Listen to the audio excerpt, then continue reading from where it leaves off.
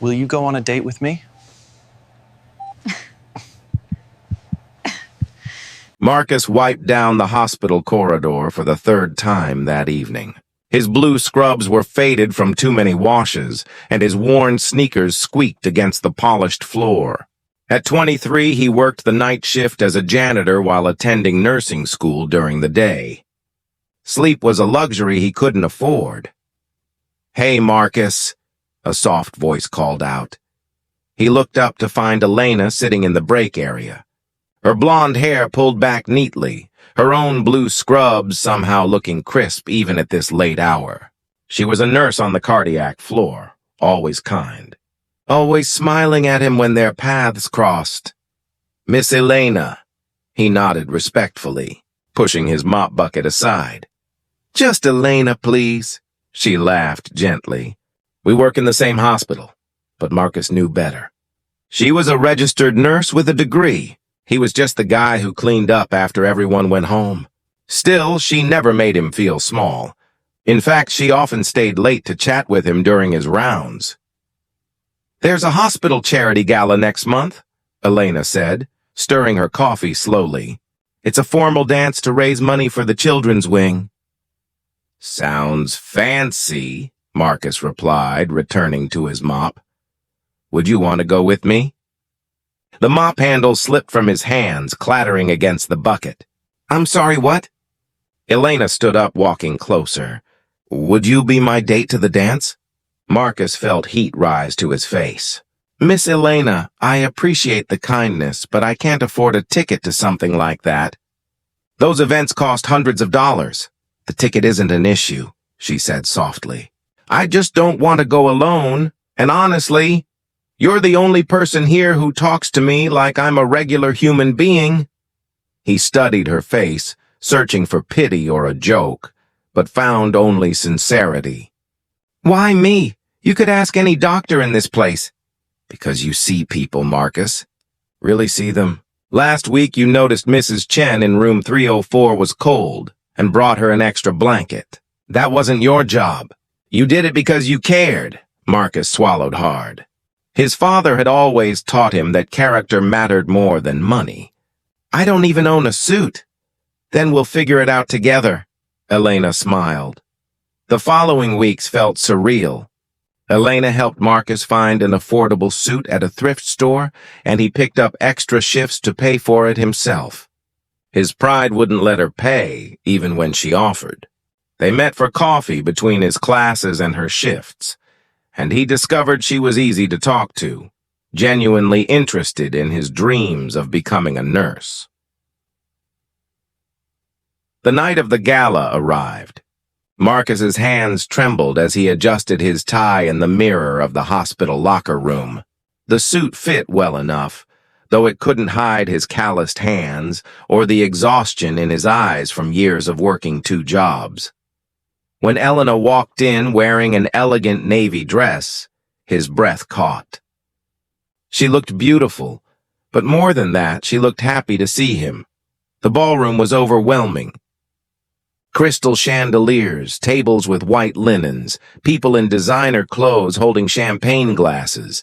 Marcus felt every eye turn toward them as they entered. Whispers rippled through the crowd. "Elena, dear." An older woman in diamonds approached them, her smile tight. "Who's your friend?" "This is Marcus," Elena said warmly. "He works at the hospital and he's in nursing school." The woman's eyes traveled down to his shoes and back up. "How industrious." Her tone suggested otherwise. More people came over, their questions polite but pointed. "What do you do? Where did you go to school?" Marcus answered honestly, watching their interest fade with each reply. He was nobody to them, just the help who'd wandered into the wrong room. "Maybe I should go," Marcus whispered to Elena during dinner. "This was a mistake.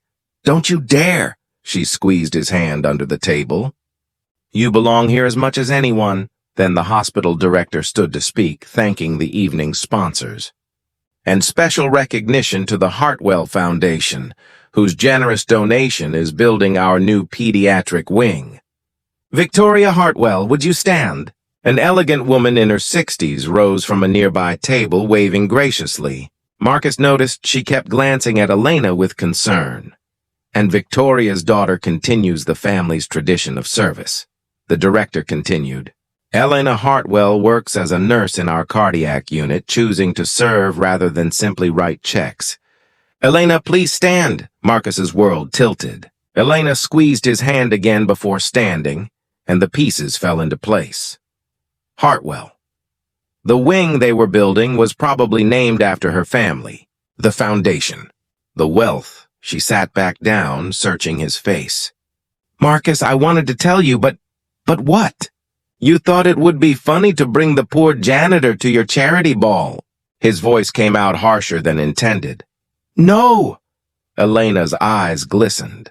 I thought you might treat me differently if you knew. Everyone does. They either want something or they can't see past the money. You were the only one who just saw me. I need some air. Marcus stood abruptly, weaving through tables toward the terrace. Outside, the cool night air did little to calm his racing thoughts. He felt like a fool. Of course, someone like Elena wouldn't actually be interested in someone like him. This was charity, just a different kind. You're wrong, you know. Victoria Hartwell's voice came from behind him. About my daughter. Marcus turned, unsure whether to apologize or defend himself. Elena's had everything handed to her except one thing, Victoria continued. Genuine connection. Do you know how many people have tried to date her for her last name? How many friends disappeared when she chose nursing over joining the family business? I didn't know she was exactly. And she talks about you constantly. The young man working his way through nursing school. The one who's kind to patients. The one who sees her. Victoria's expression softened. She asked you to this dance because she likes you, Marcus. Not despite who you are, but because of it. I'm nobody, Marcus said quietly. I clean floors. My father started as a hospital orderly in 1952, Victoria said. He cleaned floors too, built everything from nothing.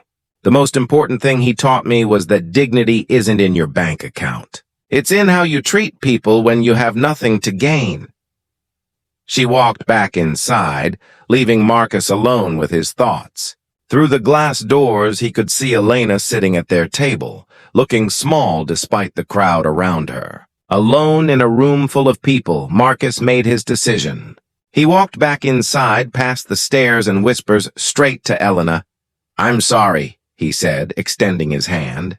Would you like to dance? Elena's face lit up as she took his hand. On the dance floor, surrounded by people who didn't understand them, they found their rhythm. I should have told you, Elena said softly. I just wanted someone to want to be with me, not my family's money. I get it, Marcus replied. And for what it's worth, I'd still choose to be here with you, janitor and all. You won't be a janitor forever, Elena smiled. You're going to be an incredible nurse. Thanks to people like you who see potential instead of just the mop bucket, they danced until the music ended. And when Marcus walked Elena to her car, a sleek vehicle that probably cost more than his entire education, she paused. Same time next week for coffee? She asked hopefully. Same time, Marcus confirmed. But I'm buying. With my mop bucket money? Elena laughed, that genuine, unguarded laugh he'd come to love. It's a date.